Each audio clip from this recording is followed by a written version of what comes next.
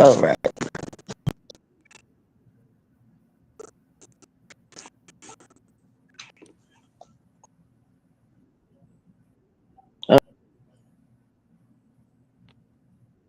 Yes.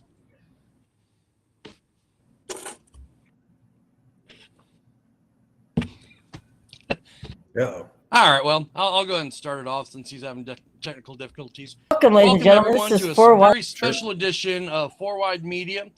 We have a special guest here today, in Matt Tifft. Most of you remember him as NASCAR driver. He has since become a dirt track driver and most recent owner of Mansfield Motorsports Speedway. Matt, welcome to the show. Thank you for having me. Not a problem.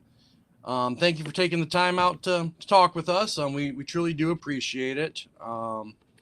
Jordan will probably be back somewhere in between here. He's having some technical difficulties.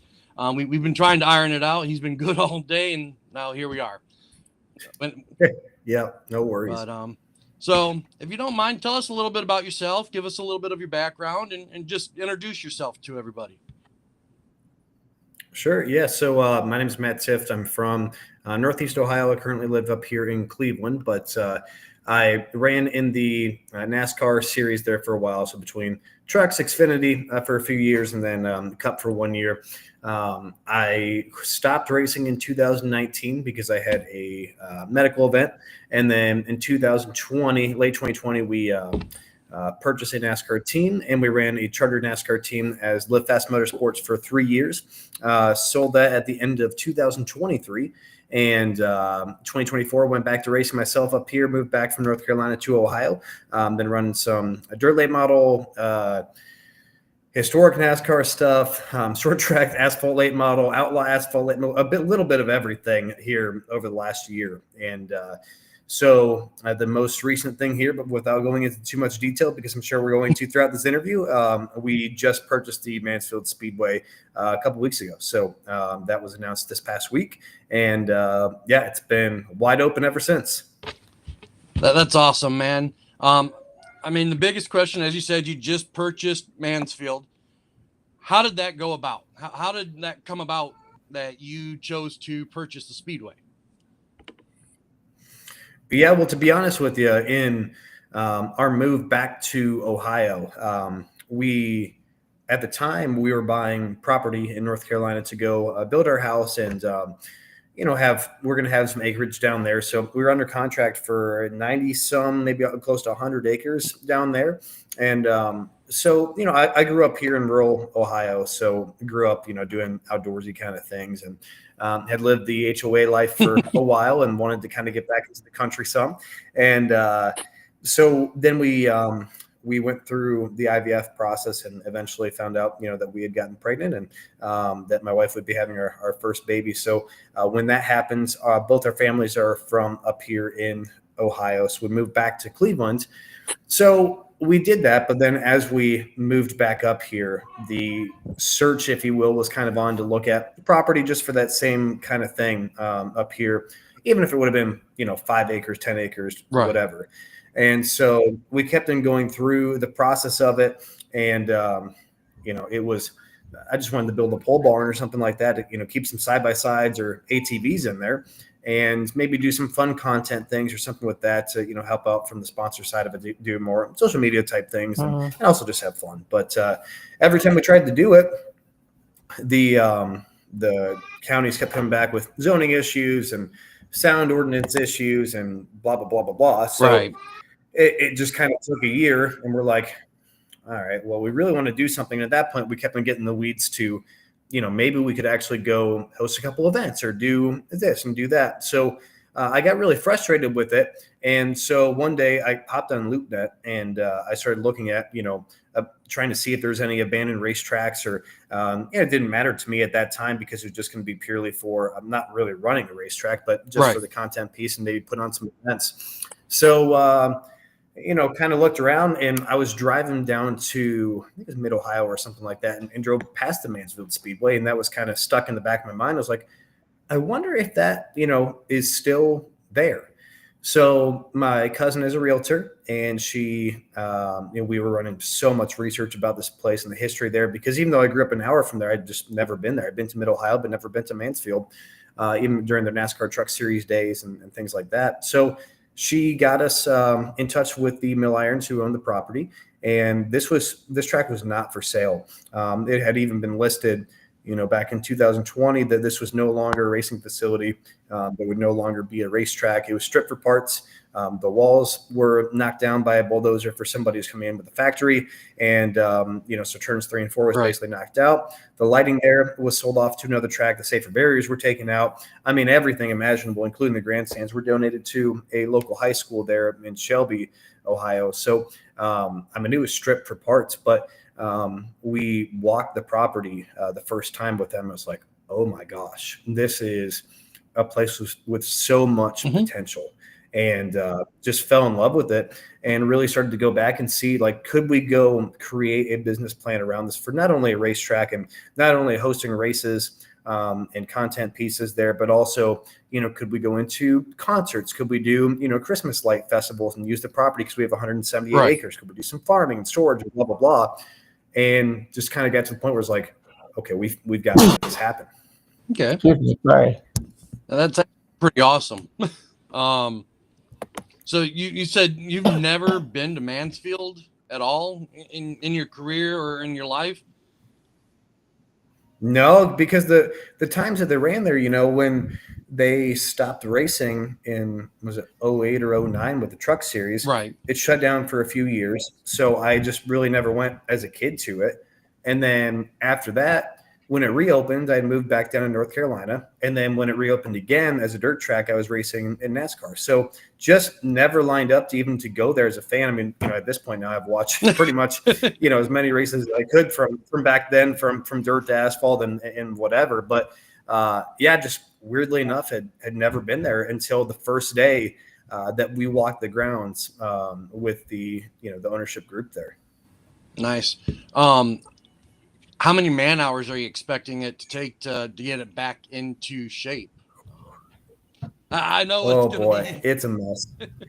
Yeah, it's a mess. The easiest thing I can say for that, just to paint a picture of what it looks like, is selfish plug here, but go onto the @Matt_Tifft TIFFT YouTube channel.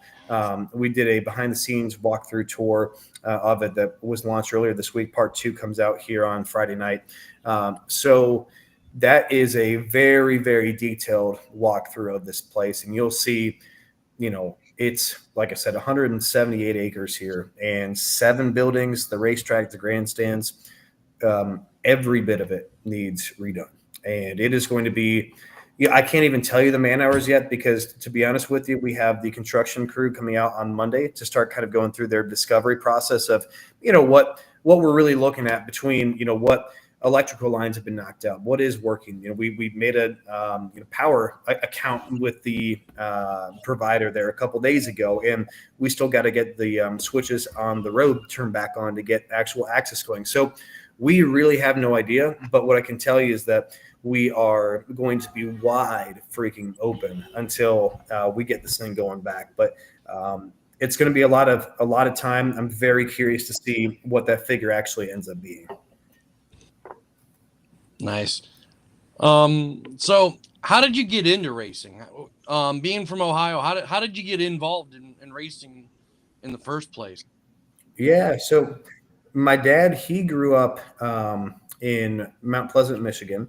So my grandma, lived up there, and my grandpa did. And for summertime, I would go up with them for my birthday, and we would go to the Mount Pleasant Speedway and the Merritt Speedway up there in Crystal as well.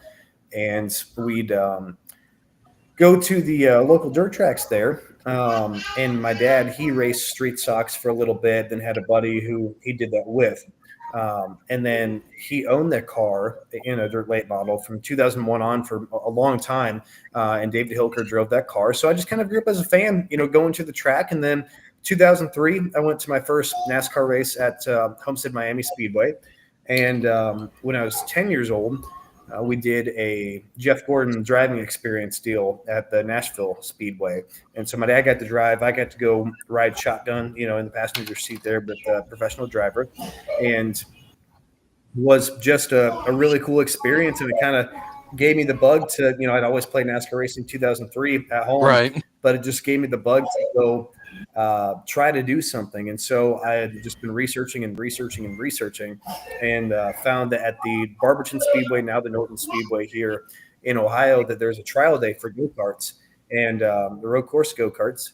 And so I went there for the trial date of it, and they came back to me and said, like, that was the best trial we've ever seen. Like, you need to go do this. So that was enough firepower to go back to my mom and be like, see, I should be doing this, not playing piano.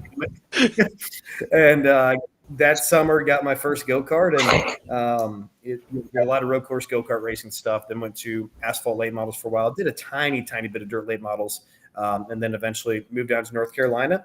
Did some ARCA racing with Ken Schrader, and eventually went into the I rest was of gonna the say, NASCAR. I remember when you got into ARCA with Ken Schrader. That's when I kind of started following your career at that point. And I mean, you're great with Schrader's equipment. Good when you were at Gibbs and all that. And it's like, man, it's great seeing young talent being able to come up like that. Yeah, absolutely. And I was definitely very fortunate with the opportunities that I had, and a lot of great teams, great people, great partners and backing behind me. So I really had a great run in there. But so much has changed from back then. It was very much from private funding from the family side. I'm so thankful from that piece of it. But then when it kind of went to the team ownership piece of it, and even later in the Cup careers, I had to learn how to work with sponsors and work with the marketing piece of it, because if I wanted to keep on going, I had to bring in that piece, because there's only so much that my family could invest in and do things with. But so I really learned how to do that side. And when we were over at Live Fast Motorsports, I was able to run the business development piece of it over there, manage a lot of our partners on that side of it. So that became a big, enjoyable piece for me. And I think that really sparked a lot of my business mind in there. And then obviously we exited that deal, really never planned to, but that was the largest sale in NASCAR charter history at the time. So just a lot of life experience through that period that, has really prepared me well to go into something like this, and know that we are reviving a short track, and we are reviving something that is a local track to a lot of people. But we also want to do it into a way that can get national attention, but still have that local community feel to it as well. So, hey, Matt, it's Chris Nichols of 4Wide Media. Just what's the ultimate goal for Mansfield Motorsports Park, the rebirth? Is it something similar to what Garrett Mitchell has done down at the Freedom Factory, where it's kind of a grassroots rebirth, or is it going to be something where you're seeking national sanctions for all the competitors there? Yeah, I think it's a great question, because we've kind of been asked both sides of that. It's like, is this going to be a weekly track, or get World of Outlaws again, or is this just going to be a Freedom Factory copy? And I can tell you that it's kind of going to be a little bit different in there. So we want this to be where we host our own events, from the car show events, from drifting and burnout shows there in the inner asphalt and concrete piece of it that we want to create over there, and create a scene that is almost like walking into Fast and Furious, to where you have all this music and cars and just all these things going on, that really just kind of resets the entire car culture and car meet, cars and coffee kind of a deal, to bring it into a stadium arena environment, to where, if you got a Charger and your buddy's got a Mustang and you guys want to go race each other, you have a place to go do that. And so we want that accessibility for fans to be able to go do that. On the social media side of it, we want to, have fun, creative content there. So, as things go in car content, there's only so many things you can do. with cars. And if people say it's like Cletus, maybe they say it's like Cletus, but we're not trying to copy anybody. We're trying to go, have our own original ideas here. I certainly admire what he's done. He's done such an awesome job with his place and really, reset a lot of things for bringing attention back into motorsports. So he's done an amazing job. But, we're going to have events and things and ideas that we do that may look similar, but we're still thinking of them ourselves. And then when it comes to the racing part, we want to host events like the High Limit Sprint Car Series coming here. We want to have the Outlaws or Lucas Will come here. We want to host our own events too. We've teased the idea around for 2026 of having a $10,000 to win compact car race and make it a 2-day show and kind of stage it like the Chili Bowl does for the quarter midgets, and try to have it as a big Labor Day weekend race and pair it with a pre-race concert and do fireworks and just make it to where we want a broad schedule at this track to where you don't have to be a dedicated dirt racing fan and have to know who Bobby Pierce is to come out and enjoy. But if you are that fan, we want to have something for you as well. So we've got to diversify. So I'd say the ultimate goal is to bring in people that love cars, that love motorsports, that love racing, but also be able to bring in people who might not necessarily love those things, but can come to our property, come to our track, and whether it's a concert, festival, race, car show, and just have a great time and be blown away by the experience, and trying to bring that arena style experience that the NBA has into the outdoor motorsports world. All right. In the beginning, you touched about your health issues that derailed your NASCAR side of the career. Do you have any plans to get back to trucks, Xfinity, ARCA, Cup, and anything like that in the future? I know you'd laid out what NASCAR said was your timetable. Do you have that desire to get back into NASCAR, or are you content with where you're at? I would say never onto that. I don't think, with what we're trying to build here in 2025 to 2030, which I couldn't come back until 2031 anyways. Right. I wouldn't say there's much of a desire to go do that. Now, if there's some way that there is a clearance thing to where I can go run 1, 2, 3 races or something like that makes sense and I can go have fun with it, absolutely. But to be a full-time driver, move back to Charlotte and do that again, I would be very hard pressed to say yes to that unless it was absolutely the right situation. But I'll say that my heart's not really in that right now. I don't know, maybe this sounds a bit Tony Stewart-ish, but I do have a lot of problems with things that they're doing right now over there and disagreements I have with, where things are going with them and in many various aspects. Don't get me wrong. I'm very, very thankful for NASCAR and the life it's provided me and the things I've gotten to do, but just as a directional thing to go commit your time and energy into something, we're working on creating our own brand and we'll even have our own series of racing here that goes on at Mansfield that we'll be talking about more here in the future too. That is kind of going to be Savannah Banana-ish actually, and Monster Jam kind of combined into something. So we're focused on that part, but again, never say never. I would love to go do it one more time, but it might be more of a Casey Kane type thing where hop in for a fun race and get back out and go do your own deal again. Okay, right. Understandable. Mm-hmm. So what do you got to add, Jordan? So so you mentioned about the compound. My dad, my huh? You dropped there for a minute. So my dad, my brother, they all race compacts down at 35 Raceway. So when you mentioned about the compact stuff, that'd be something they would probably look forward to getting into as well. I've been following sports since I was 5 years old, and I used to go to a local track here in Columbus Motor Speedway, which shut down in 2016, and I missed that track. It's not having a local track, so I think it's nice to travel a couple hours north to Mansfield just to see some racing again.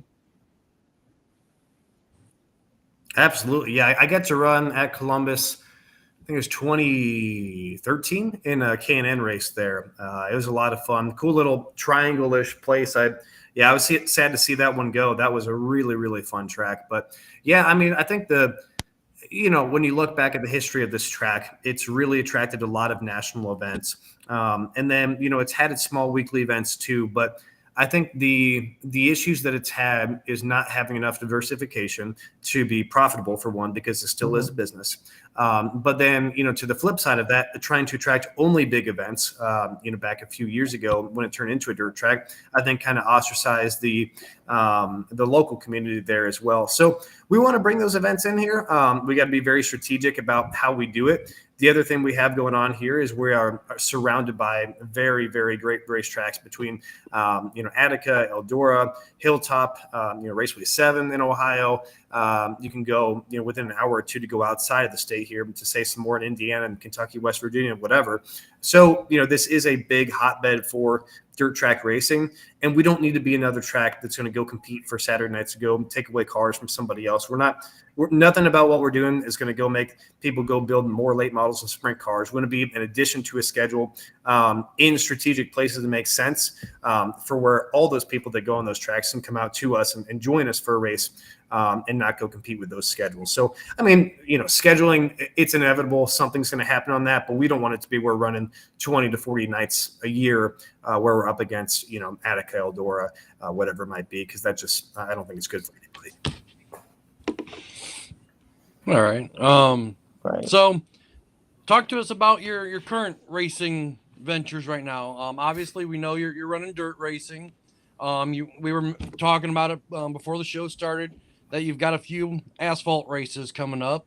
Tell our listeners about your upcoming schedule, where we can come out and see you at. Yeah, I feel bad because people ask me for my schedule all the time. I'm like, I really wish I knew.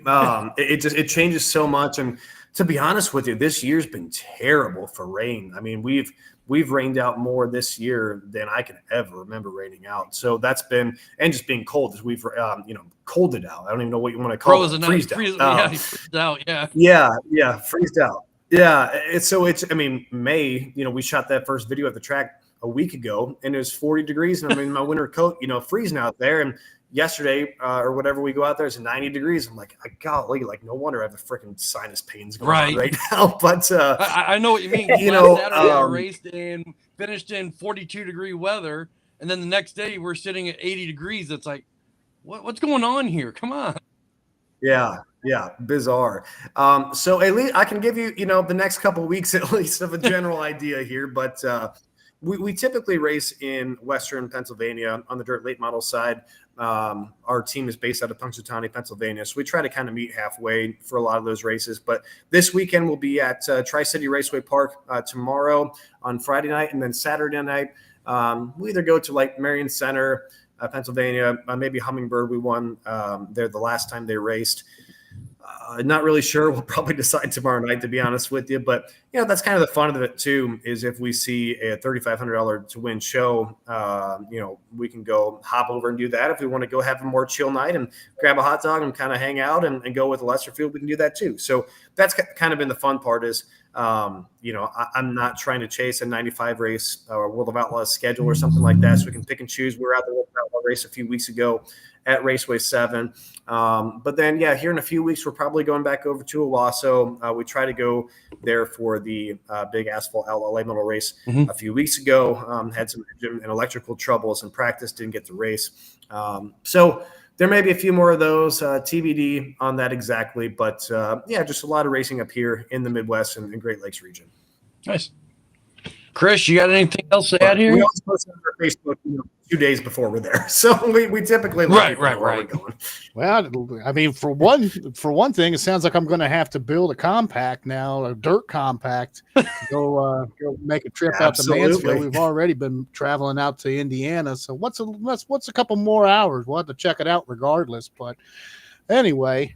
Heck yeah. I mean, I'll have to take the Hoosiers off mine. I mean, other than what's already been covered, I mean, if no one's seen the YouTube video, you guys are going to start off as a dirt track. I know that half the track was demolished by the corporation that did have the land before and just kind of left it.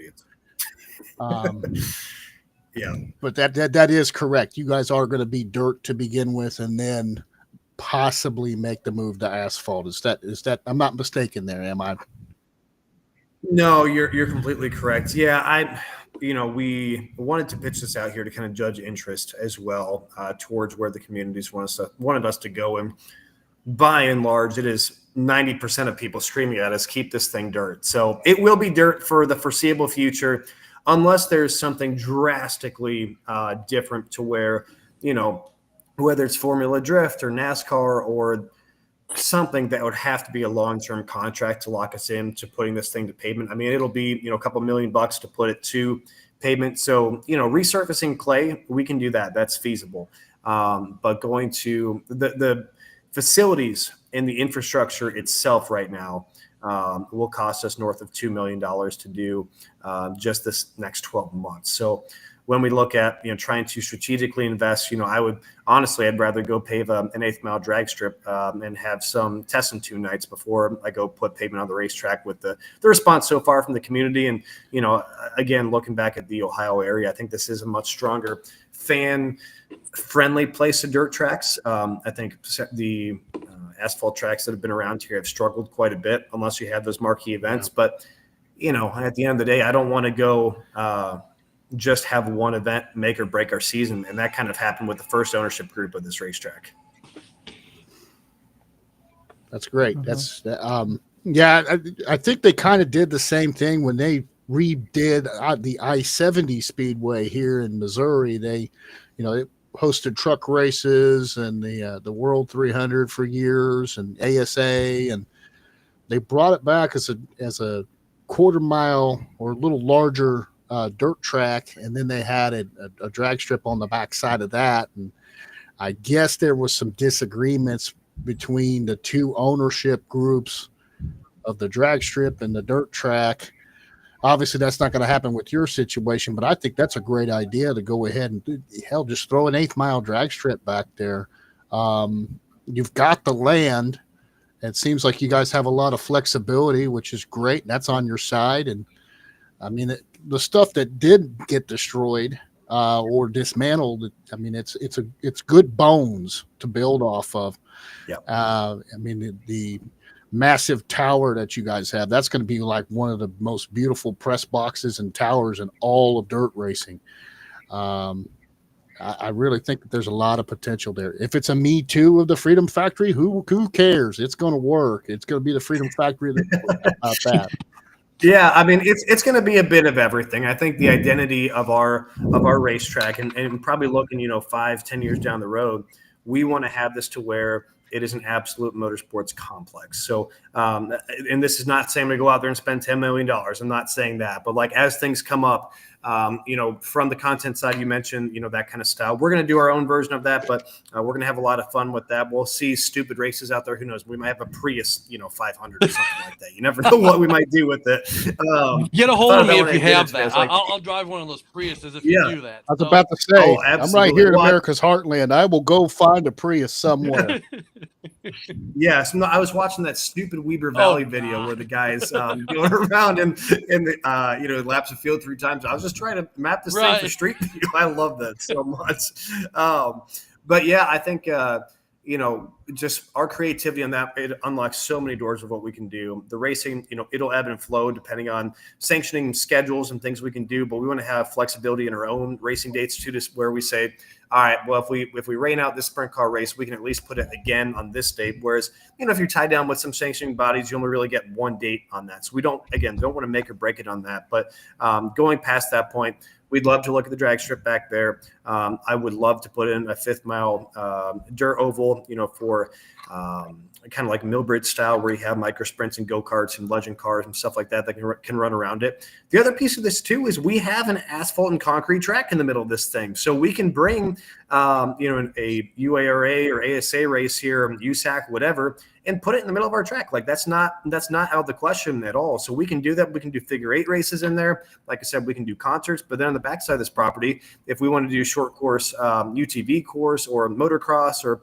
whatever it might be, we literally just have to go take a bulldozer and do it. Like that's the cool thing about it is we can just go build it and do it. So that's the part I love about this is as the demand comes, we can do those kind of things. And we're also planning on doing a NASCAR racing school there as well, very similar to a Richard Petty type school or whatever. But on the short track, because not many of them are done on short tracks, and we'll actually have, real quality cars, unlike some of the other schools that are just junk. So, we're going to have that to be open to corporate companies and stuff to come out and do that, and some public access for it. But just trying to be creative with revenue streams for the property and give people, awesome experiences. Well, let me know if you get that school going. You're going to have a student here. I got to make the jump from asphalt four bangers to maybe doing some ARCA stuff here pretty soon. Fantastic. Yeah, it'll be a good place to learn it. All right. Well, Let's see. I'm about. We're in 20 minutes away from Mansfield Speedway, so that wouldn't be too much of a travel for me. So what's the outlook? Are you looking to start like second quarter of 26, or are you just trying to see where it rolls at? Because obviously, with how much work you said needing done, it probably wouldn't be right at the start of the season. So what kind of time frame would you estimate to have the first race? I talked with my construction crew yesterday, and our plan is Black Friday to open up for a 1 mile drive through Christmas lights loop around here. So between drive through lights, a full walk through Christmas light area in the grandstands and concourse, and then lighting up the entire track. That'll be happening for this winter. So he said, if you tell me Black Friday, it'll be ready Black Friday. So he knows that. And they're planning on that. And they also know that, come April, we want to be able to open for racing events. So we're going to make this thing happen one way or another. Obviously, we can pivot and be creative, if we need to bring in temporary restrooms, if that's a backup or something like that. The good thing is, let's say all hell breaks loose and something is terribly wrong with the grandstands and tower, which it won't be. Those are great structures.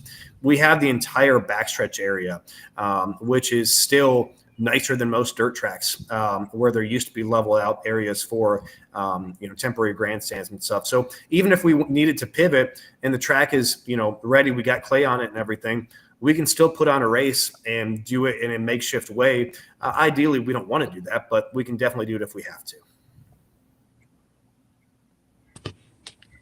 That's cool. So that's good to know. It's only a 4-hour drive for me to get there, so it's a little longer for me, about 11. But what's 11 hours? So, are you looking for any volunteers to help clean up the track, or are you guys pretty well set on that one? Only reason I ask is Jordan was curious about it since he's close enough. Yeah. Well, we are going to be announcing a community day here. We've had an overwhelming amount of support and outreach to do something like that. And I mean, the support about this track and this announcement has just taken me by surprise. I mean, it's been absolutely shockingly positive and so many people talking about it. And so it's really been amazing from that side. But yeah, we're going to have a community day for cleanup. We got to do some debris removal, trash removal, some weed whacking, some pressure washing, just stuff like that could probably take weeks. If we get 100 people out there, it can take a day. So we are going to be posting that on Facebook and putting some videos and stuff up around that and some sign-up sheets. But yeah, we're definitely looking forward to that. And obviously it's special for everybody to come, lend a hand and say that they're a part of the rebuild process. That's awesome. I mean, definitely going to keep an eye out on everything going on. Let's see. I'm trying to think. I mean, I wish you'd come over here to Indiana and buy South Bend Motor Speedway for me so I could have my home track back. Yeah. I used to race at, was it Michiana MRP, the little go-kart track there? Used to run there as a kid. Yeah, that place is fun. I've ran there a couple times. That's definitely a fun place to race, depending on which layout you get. I was good at mowing the grass. True, that's true. For sure. I think I was too. but yeah, we'll go ahead and I know you're a busy man. We'll go ahead and let you get you back on to what you're doing. You want to take a minute, give us a shout out of all your socials. That way we know where to follow you at. And absolutely. and that way we can we thank you for being here. Definitely was an honor to have you on our show tonight. And we definitely can't wait to see what comes of the track. So, Matt, the floor is yours. All right. Yeah. Well, again, thank you for having me. And you can follow at Matt_Tifft, TIFFT, for just about all my socials. The Facebook page has been probably one of our biggest update pieces over there. But then on YouTube, the Matt Tifft channel there as well. That's where we're doing all of our full behind the scenes videos over there. So definitely check that out. And then at Mansfield Speedway for the rest of the socials there. But yeah, special thanks to everybody who has reached out and been so supportive of this. And man, we can't wait to get everybody there for the first race. That's going to be so much fun. Well, hopefully the next time we see you, we're talking about the grand opening, and yeah, it's going to be awesome, man. Absolutely.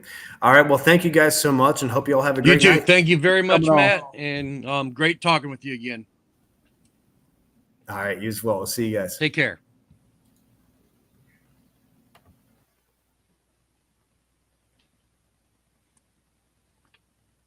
You there, Chris? I'm here. All right. For some reason, my screen froze up, so all I see is you. That's all I see is myself as well. I don't know Wow. why. Yeah, I that's know. cool. I know Jordan lost connection. He's refreshing his stuff. Okay. Yeah, he was having. We got to get that boy some new internet. I know.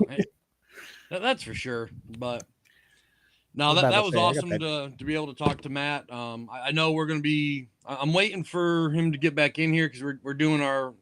We want to jump into doing the recap and preview for the weekend. Since we didn't do a show on Tuesday night, so you're welcome to join us as always. Hey, he's back. Hey, there he is. Boy, we got to get you some new internet, bro. Man, no, it's my lap. So it's not my internet, it's my laptop. Chris, I got a we know couple- Shoot, I he got a had me couple at that it's compact the chip. user. It's the user. That's all it is. We know that. There's too much internet pornography. I'm not gonna lie, I'll go build a compact and I'll go race at Mansfield with my dad and my.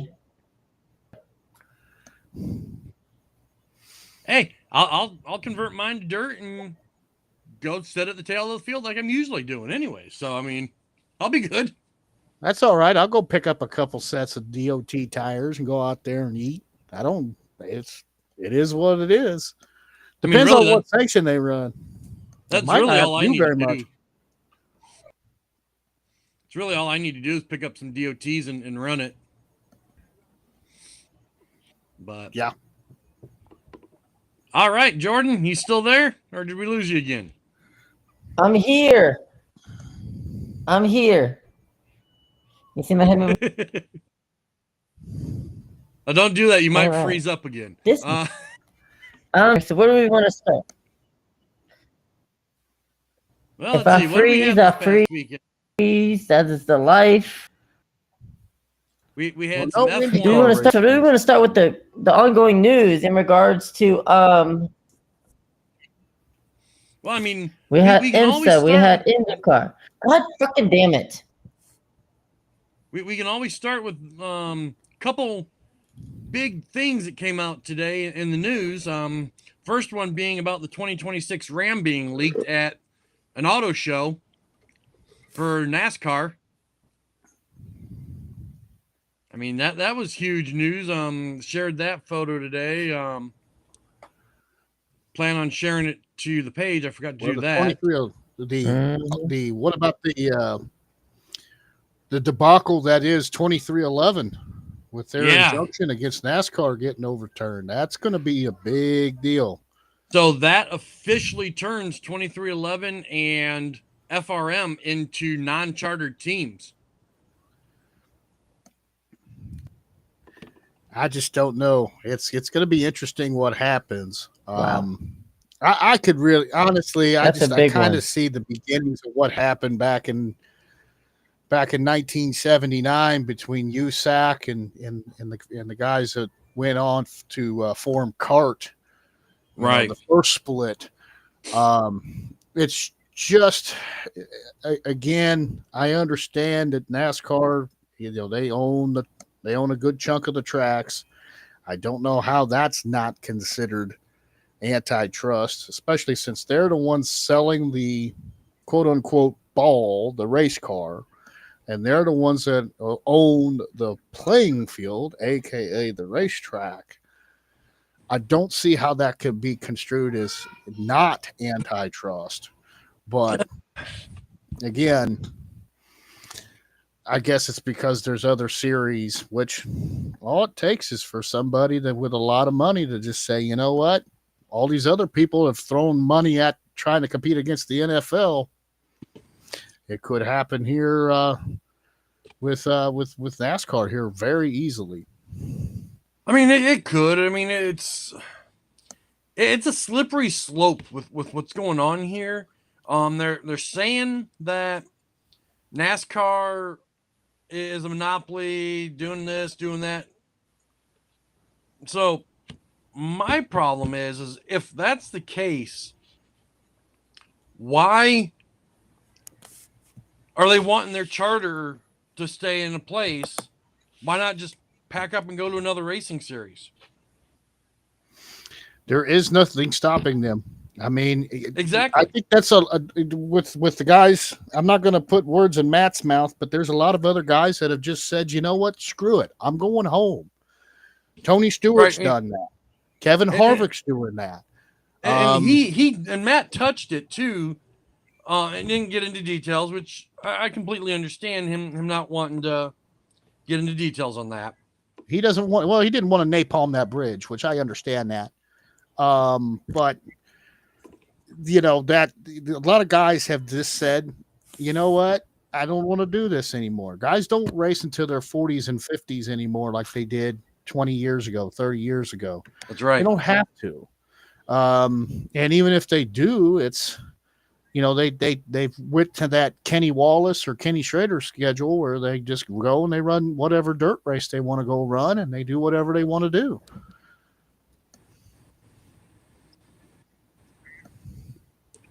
Oh, wow. Just seen something else on Twitter here, which is quite interesting. It was a post from Trackhouse.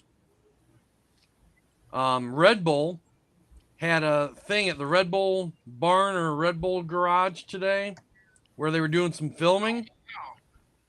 Max Verstappen was walking past Connor Zilic, and Connor Zilic asked Max, good to see you. You want to get in? Because he's standing up next to his car. And Max responded back saying, let's see, hold on, let me get back to it here. I mean, I'd like to do it. So, Max Verstappen in a stock car? It could happen. I mean, it could. They've always done the trading paints thing, with I think Tony Stewart and what's his name? Lewis Hamilton, Jeff Gordon, and it was Montoya and Gordon. Yeah. But now with these guys, NASCAR pretty much guaranteeing guys a spot to come race. They don't even have to qualify for these races. Just bring a check and we'll give you a spot. I mean, they can show up. They do have to qualify in a sense, for the fact that if they qualify at the back, or if they don't qualify in a normal spot, then they're starting dead last on the field. Whereas if they actually qualify and do well, they're going to be up with the guys. Well, yeah. I mean, but they expand the field for those guys. I mean, they've been doing it for Catherine Legg, so they'll do it for him. Actually, Live Fast has not registered her for that charter or for that opening.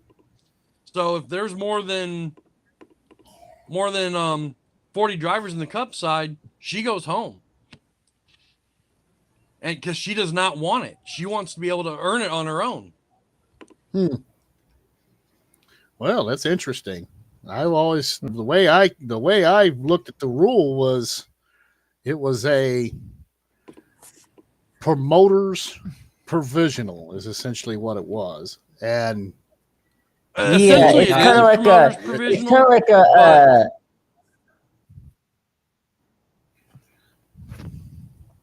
Yeah, I think it's kind of like a like some type of Legends provisional or something like that. I don't know, but we had IMSA, Formula One, IndyCar, NASCAR, NHRA. I know I'm forgetting something else, but we had a busy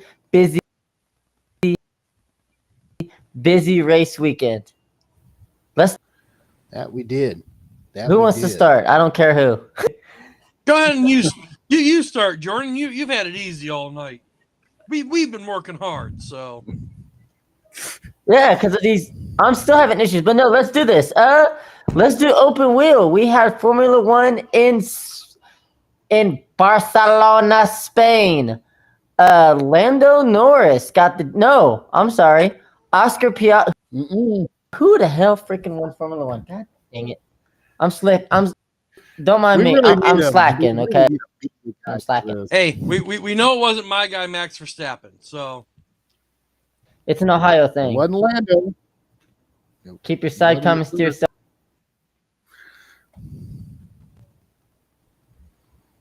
Oh, what? we're waiting. Oscar Piastri won the Spanish Grand Prix.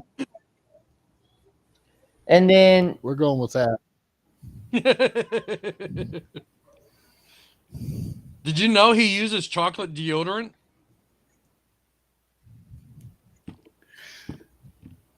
Who uses? You know what? I'm not even going to go there. They posted it on the official. What are you talking? Who? Piastri. What?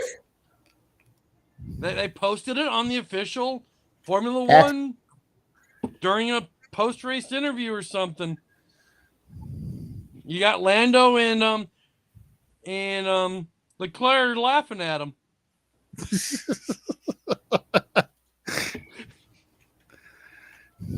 Hey, I kept all the jokes.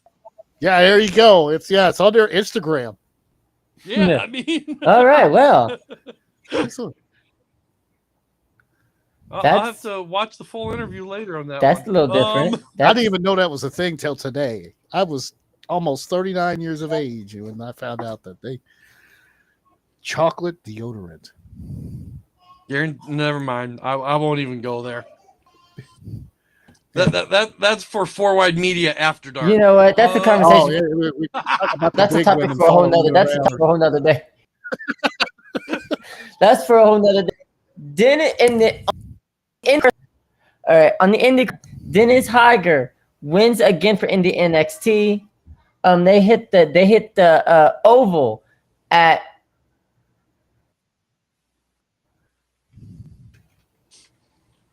Gateway coming up next. Interesting. Yep. Kyle Kirkwood becomes the second multi-win driver this season. The two drivers that's won an IndyCar this season have been Kyle Kirkwood and Alex Palou. Alex Palou actually did not finish the race on Sunday. He crashed out. Alex Palou's won this year? I was about to say, it's been the Alex Palou show all year long. He got help on a restart into the tire barriers in turn one. And there was some pushing and shoving on those restarts, and he just was an unfortunate victim of it. But that opened the race up wide open, and there was some late race battles there. Even shout out to Santino Ferrucci. Santino Ferrucci was originally credited with second. I don't know if he was allowed to keep second because, as you'll find out later on, there was some issues in post race. A little light. No, I believe he lost to second place. There's been a lot of this going on in the IndyCar series this season. I don't know if it's that new car or if it's the hybrid stuff or what, but there's been a lot of car penalties this year towards that. I don't know if it's And part then, of the TV deal where they believe it gotta- or not, on the when guys get docked spots, and maybe they're taking the NASCAR approach now where they're actually publicizing it now, which they weren't before. Maybe. On the IMSA side, No, he was able to keep Penske second. actually did not win this time. Meyer Shank Racing won the Detroit Grand Prix for IMSA. Right on. So yeah, Santino Ferrucci was able to keep second. They did not dock him, from what I'm seeing here on the results page. Okay. Here it was Kirkwood, Ferrucci, and Colton Herta, the pole sitter, finishing out on the podium there. Kind of a disappointing weekend for Colton Herta. They had a car that they felt like was going to win, and just came up just a little bit short. Okay. And then we got the NASCAR in Music City. Raja Caruth won Friday's Rackley Roofing 200 at Nashville Super Speedway. I tell you what, you got to give credit. Raja Caruth completely raced his butt off Friday night to not only win the race, but just basically like be the weekend. And he was also dubbed the Forward Media Driver of the Race for the first time this season. So what a weekend for Raja Caruth. What are your thoughts on the truck race? That was an really amazing finish. That was an amazing finish that happened there. Kudos to Raja on getting that win. He was there when need be. Yeah, and shout out to the guys. It looks like both or two of the trucks from Spire Motorsports finished in the top 5. Corey Day, another developmental driver with Hendrick, rounded out the top 5 in that thing. So the future is looking very, very bright over there at Hendrick Motorsports. That it is. It really is. When the name change for Atlanta Motor Speedway, going from Atlanta Motor Speedway to Echo Park Speedway.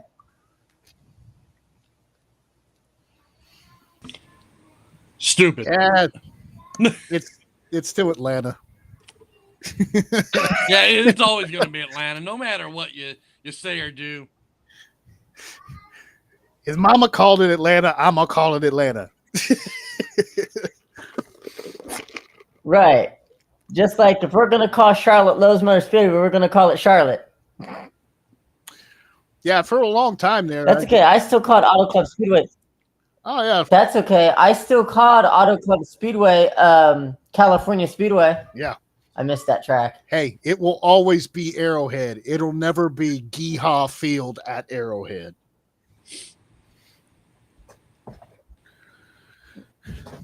He just had to bring in the Chiefs. I mean, hey, don't worry. That's just like Columbus Stadium. The Horseshoe will always be the place that Ohio State gets their ass kicked by Michigan. Shut the hell up, asshole.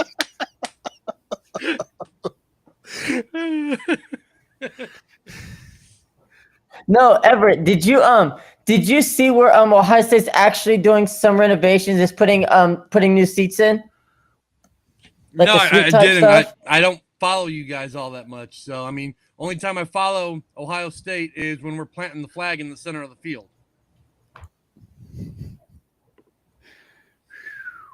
You know what? We're getting way off topic here.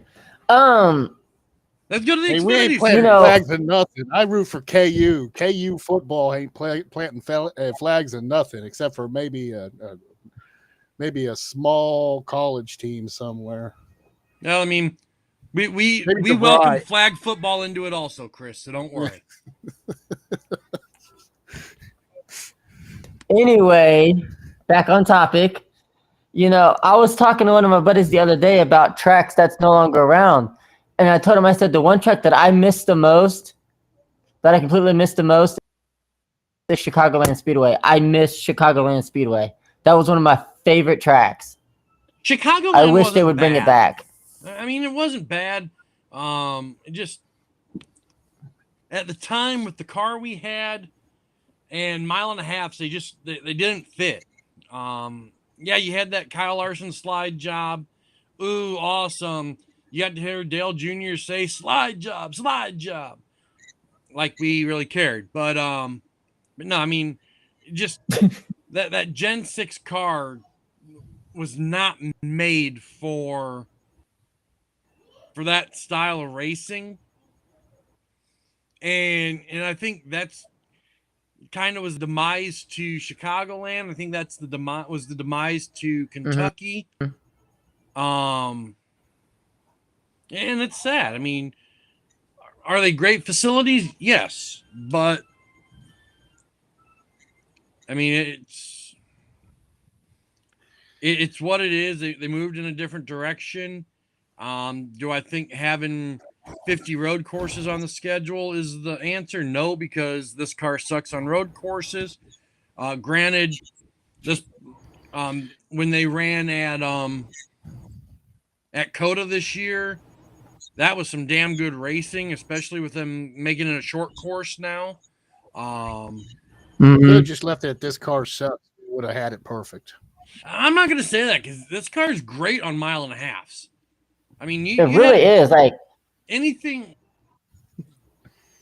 I mean, other but than they're Texas, deadly on, but they're deadly on restrictor plates.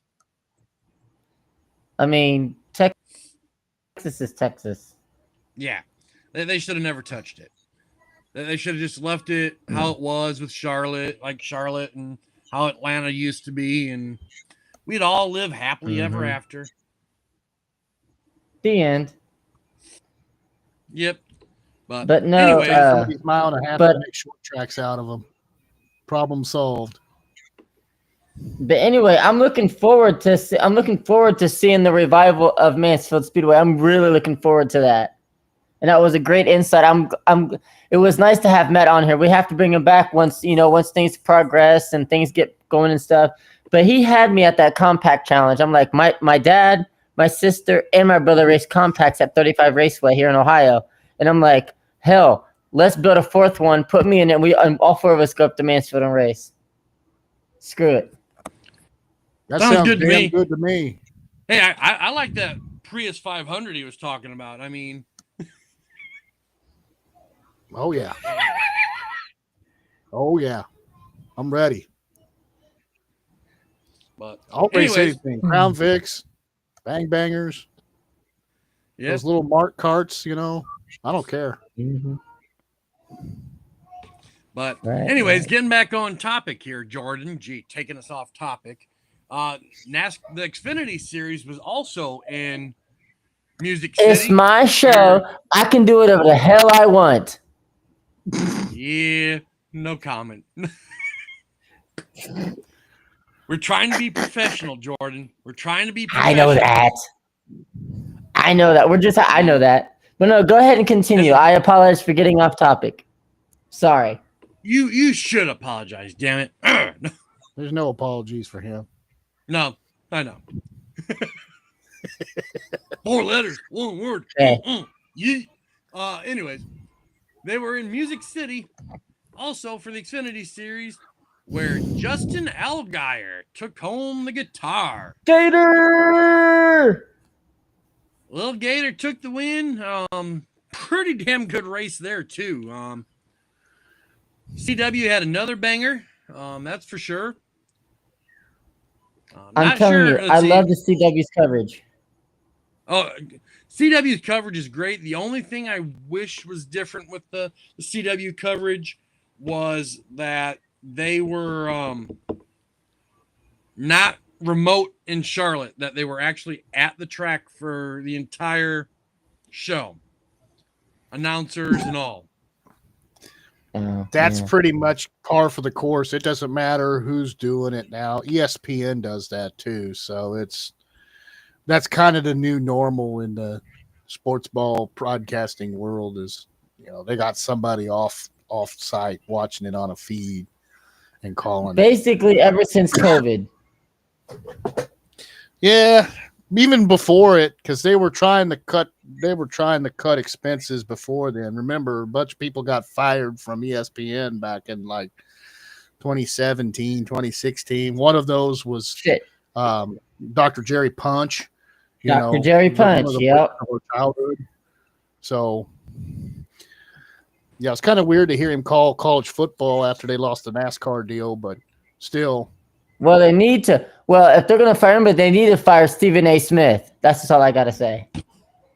Yeah, I'd say that too, but unfortunately, he's loud and people like that, and he's controversial, so they put him on there. I'm like, if you're gonna have a controversial guy, Anyway, we're getting off topic again. Yeah, I know. Give Yeah, me Jim Rome. It's Jordan's show, Chris. He can get off topic. We can't. Oh, whatever. I'm just playing. I'm just playing. I'm just playing. Anyway, after his great performance on Saturday, in the Tennessee Lottery 250, Four Wide Media driver of the race was selected to be Harrison Burton. Harrison's getting there over in that Xfinity car now. A lot of people hated on it. I think there's a lot of hate on that team just because Haley Deegan drove for it. So what? And Harrison Burton is outproducing Haley Deegan almost every single week, year over year. Kind of reminds me of when what was it? Eric Almirola ended up in the 10 car and replaced Danica Patrick that one time. But my thing is you got to look at it. You've got a driver who's been around for how many years in stock cars? Look at his family heritage and all that. I know somebody who really wasn't involved in motors in asphalt oval track until a lot of these deals came together in that, and it's like, okay, well, I mean, it's just weird in general with how it's all set up. But I think Haley had the proper equipment, the proper support system? I think there was some of that lacking. I don't think Ford and the team was fully behind her. They just thought, oh, hey, we'll use it as a publicity stunt, saying, hey, we got the female driver. Here we go. And at least that's how I feel, how it went. Yeah, I feel that her development was rushed, in my opinion. They rushed her through the NASCAR pipeline.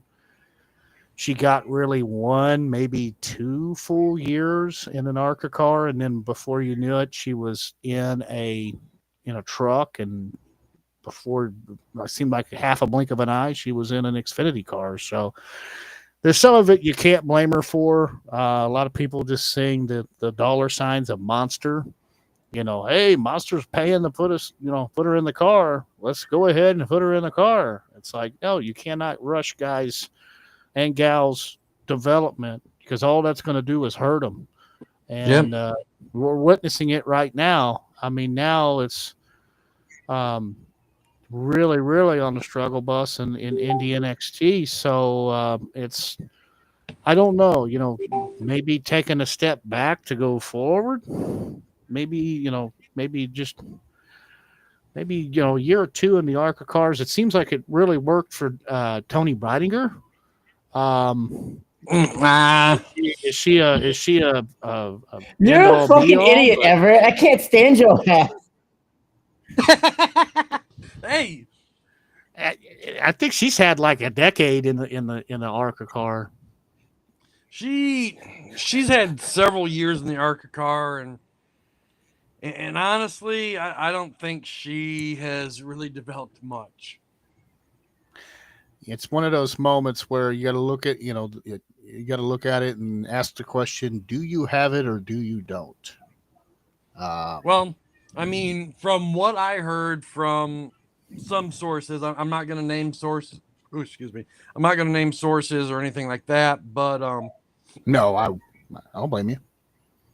but apparently her deal with Toyota isn't. Basically, she's not a TRD development driver. She's a TRD media driver because of her following. That's really about all it is, I would think. TRD does not have a lot of patience, especially when it comes to the truck series. This is just from what I've heard. Again, hearsay. I'm not an employee of Toyota Racing, and I'm not. I don't play one on TV, but they want results within about 3 to 5 events, and if you don't produce, you're out, whether you're bringing money or not. Right. So it's again, it's kind of like the Cletus McFarland effect, as much as I love to see personalities come to NASCAR racing, which by God we need them.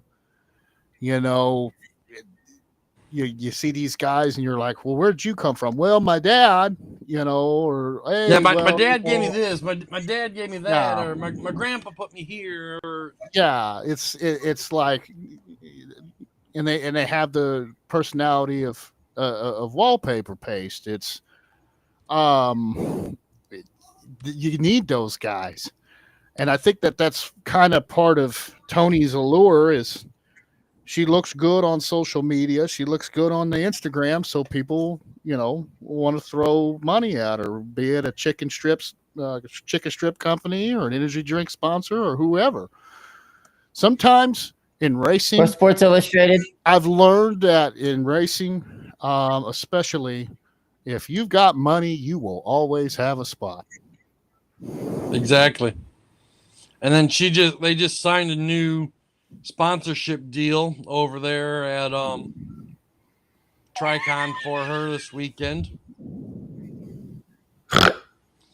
And Chris, we will fill you in on what's going on after the show, on why he's over there snorting like a pig right now. Why is he snorting like a pig? We'll fill you in after the show. Jesus. It just goes back to the After Dark, Four Wide Media After Dark show. Why haven't I been included on any of these? Because there's times where I just go raw on some of this stuff. And I want to preface this with I am not hard on just the female drivers. I know there's some people that are like, Chris, you're just shitting on the female drivers. No, it's just that they have a lot more visibility. There's a lot of crappy guy drivers too. And I know do you remember some that I threw last or 2 weeks ago towards Cody Ware. Why? I got nothing but love for Cody Ware. Nothing. Clean your Nothing own. but love for Cody Ware.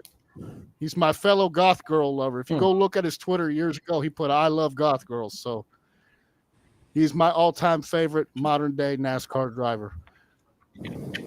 No.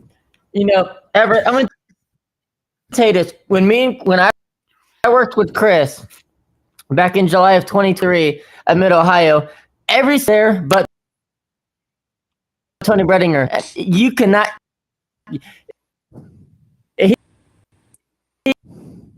He can tell you how frustrated and irritated he was. The only one that was a full-time not there at Mid-Ohio that day. Everybody but her was there, and I'm thinking, are you freaking shitting me right now? There, Chris. Now you're informed on what's going on. Oh boy. Oh boy. But anyway, Yeah.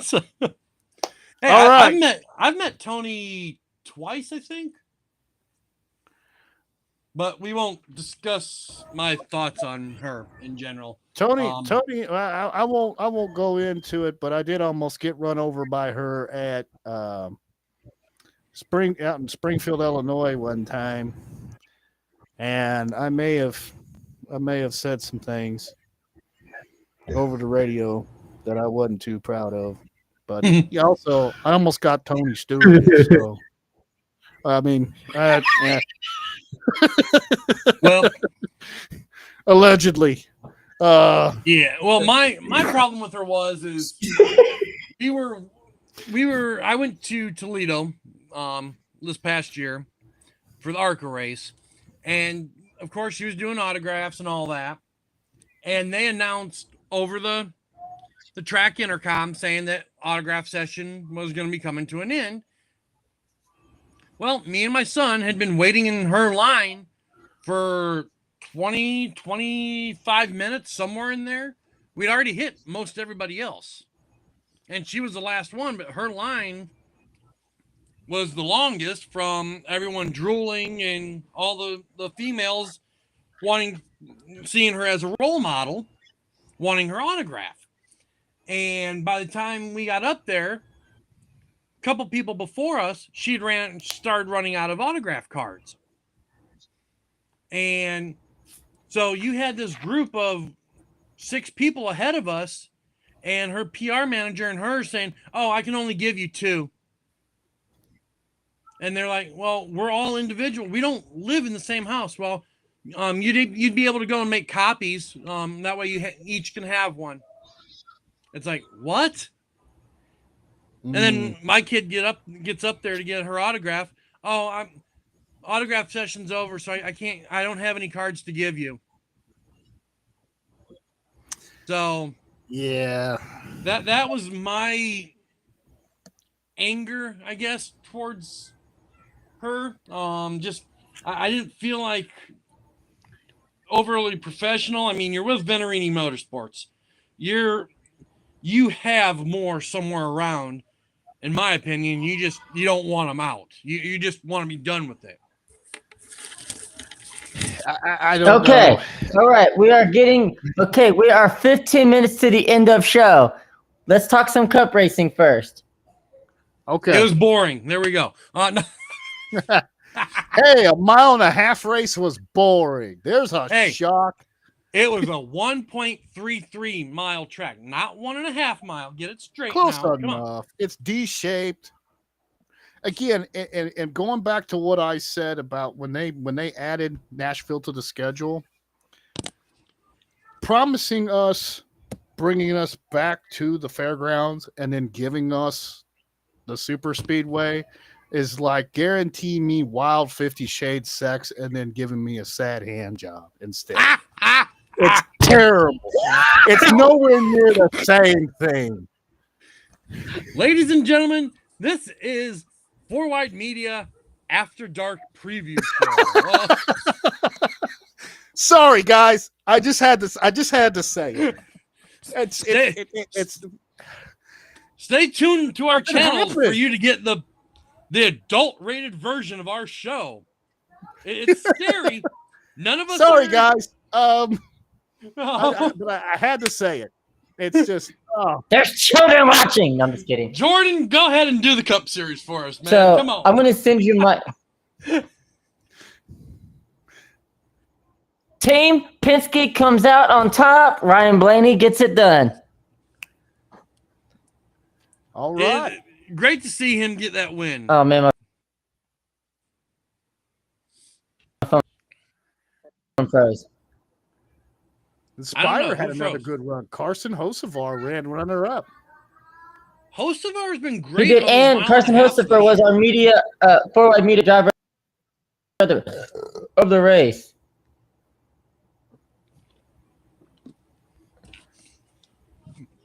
Deserving. Yeah, I'm crazy.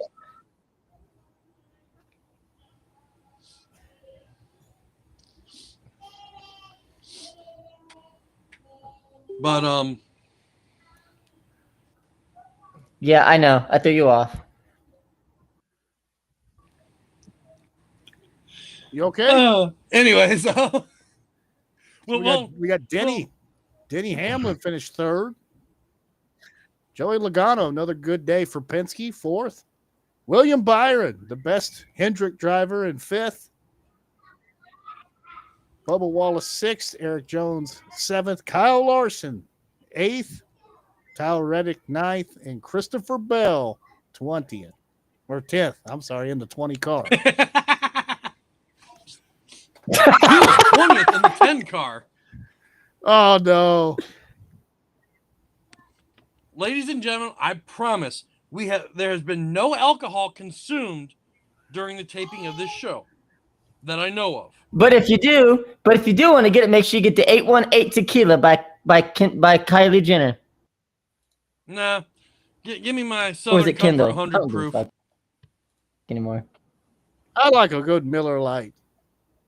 Okay. I mean, it's mostly water. You don't need to Chris. alternate.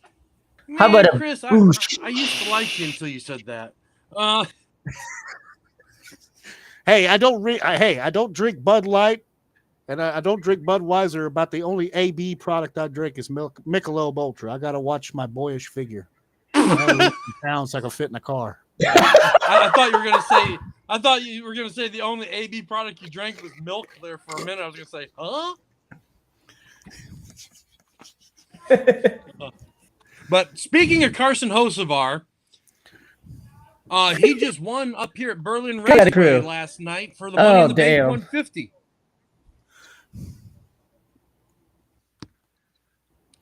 I was gonna say Hocevar's look good.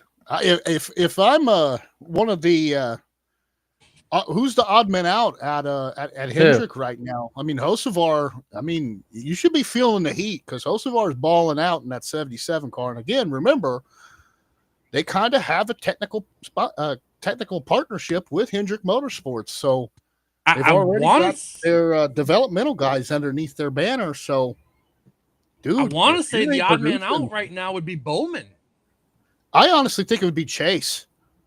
I think it'd be Chase. Chase just resigned, didn't he? Right now, I'd be pooping Ovaltine right now if I was Chase Elliott. You know, ever since he won the championship a couple of years ago, he's kind of faded back into the bushes like Homer Simpson.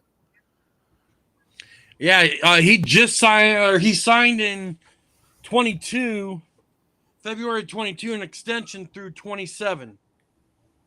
Chase did.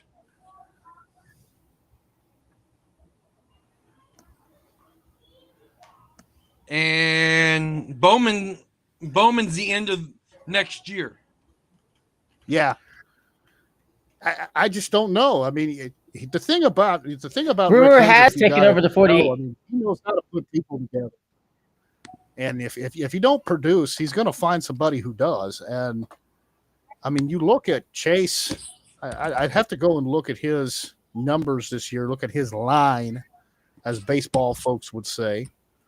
For the year, let me go look. Chase Elliott. So he's 15th last week.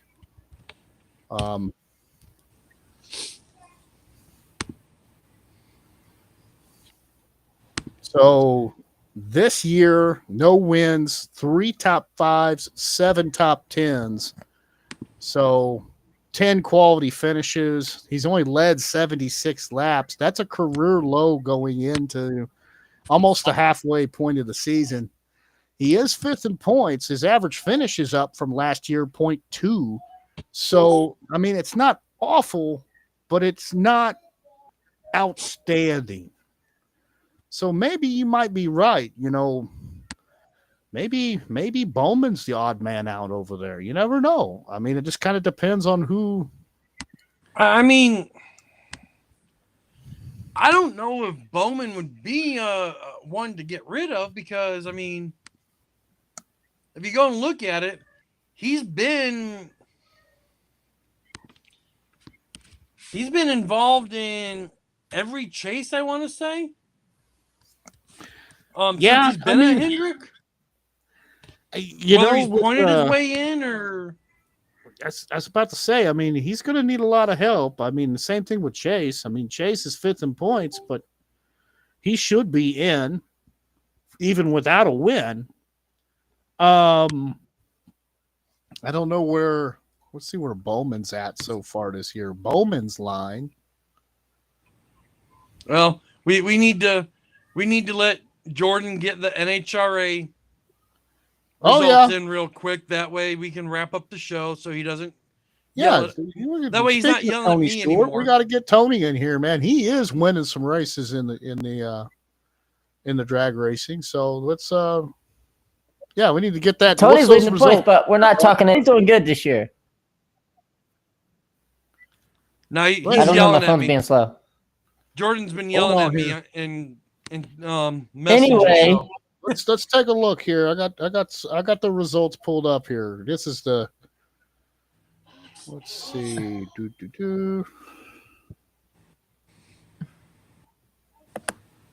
Really? That's the results? Thank you, Chris. I didn't know that happened. Silence won the race. Let's take a look here. Their website is a bitch to navigate. I was about to say I could see that because we got the Gator Nationals that took place several weeks ago. I think that's kind of why he decided not to do it, because he couldn't.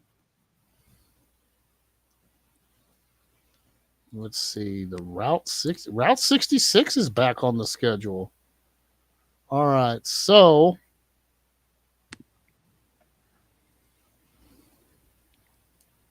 New England Nationals, Brittany Force won the Top Fuel. there you go. J.R. Todd in the Funny Car, Greg Anderson in the Pro Stock, Doug Coletta won the Too Fast, Too Tasty Top Fuel Challenge, Jack Beckham won the Funny Car Challenge, and Matt Hartford won the Pro Stock Challenge. I'm not going to get into all the subclasses. Just go the main ones there. Yeah, the big names. Yep. So that's that. We're previewing ARCA Cup, and I think it's Xfinity this weekend. Or no, it's trucks up in Michigan this weekend, isn't it?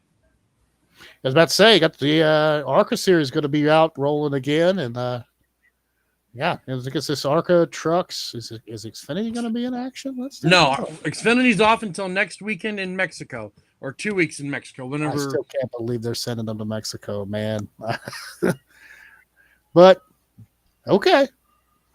I mean, it's a great track down there. Oh, it is. It really is. I mean, they put on a hell of a track. show there back when they were running the old Gen 4s. You know, it was probably, but you guys probably were little kids when that was going on. Oh, I remember it. Who do you guys got winning the ARCA race tomorrow night? I was not no little kid. He still is, Chris. How old was I? I think I'm the oldest one of all you guys. Anyway. By about 2 years, by a year and a half, roughly. Yeah. I'll be 39 in December, so yeah. I'll be 38 in October.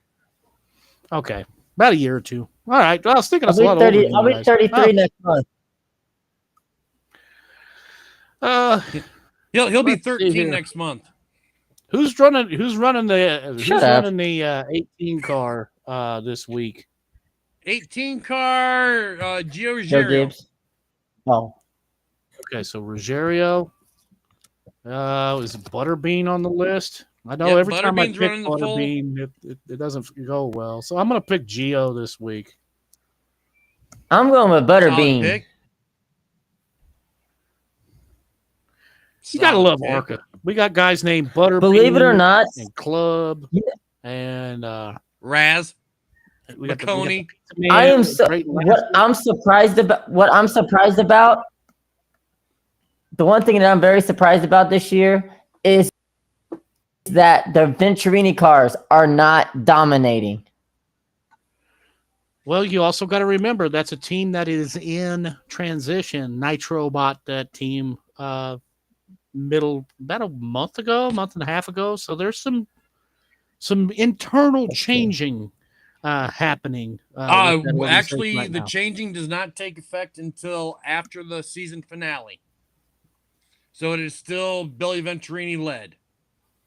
But you also got to look at it. They don't have a solid driver base like they have in years past, with one or two drivers running the full season. I mean, you've got Isabella Robusto running the full season with TRD and Venerini. But I don't think you have the crew chiefs that you used to there either. So there's a lot of difference there, and then also you've got teams like the 28 car coming in now. You've got Joe Gibbs running the full ARCA schedule, not just the East schedule like they used to. I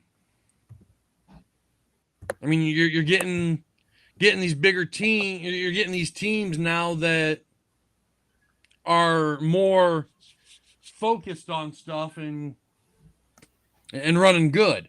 I'm going to put my money on Isabella Robusto on winning tomorrow night. That's I think that she's the best female driver in the NASCAR pipeline right now. By far. By far, and it ain't close. And I like that they're not rushing her development either. Like I was saying earlier, let them grow. Because she spent 3-4 years running late models for Toyota before they even gave her first start in ARCA. Yeah, I think her and there's a young lady that runs asphalt late models from my neck of the woods by the name of Mandy Chick, who's run some races at Kansas and some select ARCA races. And Mandy is not an Instagram model. She's a college graduate. She's smart, and I think she has a degree in mechanical engineering from KU, if I remember correctly. Yeah, and she's a damn good race car driver. And I think with the right funding, she could be right up there with Isabella. Did you see the message we just got? Oh no. Boss man's yelling at us. Actually, you know what? Scratch that. You guys go ahead and continue to conversate and stuff about racing and stuff. I'm gonna do what I need to do real quick, and then we'll come back and then we'll finish things out. We'll just continue on with the show since we had that 30-minute interview or whatever. Go ahead and continue. I'm gonna step away for a few minutes, and then I'll be back Then I'll be back in a little while. Okay. We could close things out here. I mean, we're coming to the hour 30-minute mark anyway. I gotta get some beauty sleep still. Yeah, he needs to get his beauty sleep. I got to get back on Monster Patrol. I'm here alone by myself with my kids, so I got to get back on it. Silence is suspect, and it's been silent for a long time. So, God, how old are the kids? How old are the kids? She's 16, but she has special needs. She has autism, so I've got to make sure that she's good. So I was gonna say something else, Chris, but then that would have turned it into After Dark, and we would have had to change the rating of the show. That's my kid, man. No, I've already fumbled on one of those already. So I was like, wait a minute, maybe I shouldn't have said that. But I mean, that's what I put on Facebook when they announced the schedule. I was like, well, I thought we were having this at the thing. But I guess. Who you got for? Cars do good there though, so I mean that's better than that god awful street course they had. So we'll take that. So what do we have for trucks? Who do we got for the winner? For the trucks, yes. Let's see. Entry list for the trucks. I mean, you can't go wrong with Corey Heim. I really think that this dude in the Loves truck is going to surprise some people. He's been up near the front pretty much all year long. The young man, let me see what's Riggs. Lane Riggs, yeah. Lane Riggs has been he's gotten close and hasn't closed the deal. He's due. The boy is due. Right. Agreed. I'm gonna go with the guy in the number 7 Delaware Life Chevrolet for Spire Motorsports. Michigan boy, Carson Hocevar. Dude's been balling out. He's going to go to victory lane at some point this year, and maybe next week. And who do we have for Cup Series winner? Let's see. Where are they racing at? Isn't it road course? No, we're in 2 Mile Oval. Oh yeah, I'm sorry, Echo Park. No, we're at Michigan, not Echo Park. No, I'm sorry. Let's. For the Cup, I'm going to go with Kyle Busch. I'm going to continue to stick with him until he wins the damn race. That's why he ain't won.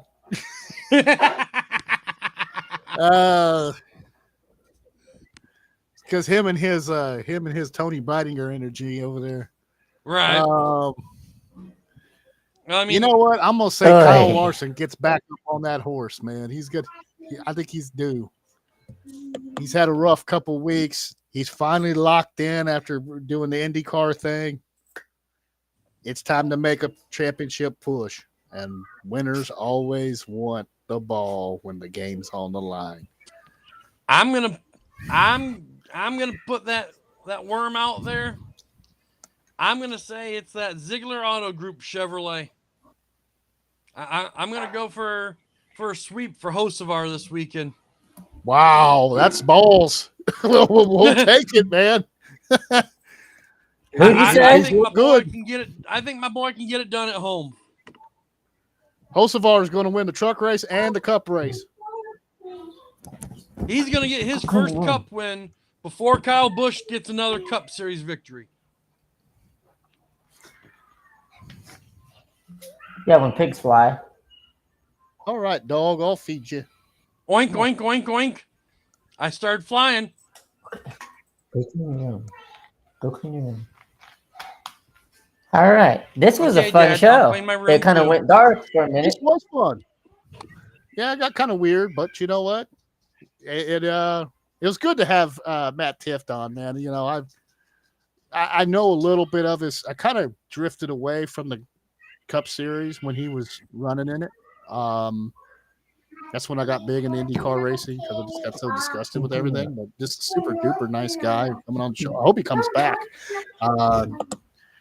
We get an update on this facility coming back. I hope that 10,000 to win compact race shows up because I know at least 2 guys that are going to come with me to go run it.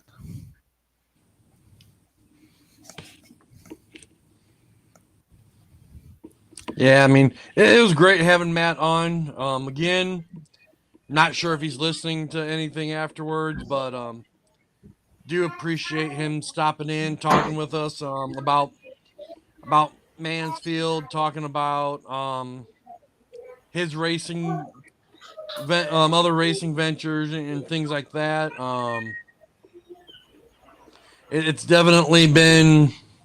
was definitely great to hear it from him, and it's great seeing that someone's going to take a chance to revitalize that speedway. We need more racetracks, and he's doing the Lord's work with trying to bring that place back, really. He is. Definitely thankful for that. Jordan, what's your final thoughts? That way you can get those kids to bed. Well, my final thoughts is it's going to be a great race weekend coming up. My first and only NASCAR race was Michigan. Shut the hell up! My first and only Cup race was Michigan in June 2002. Until next time, this is 4 Wide Media.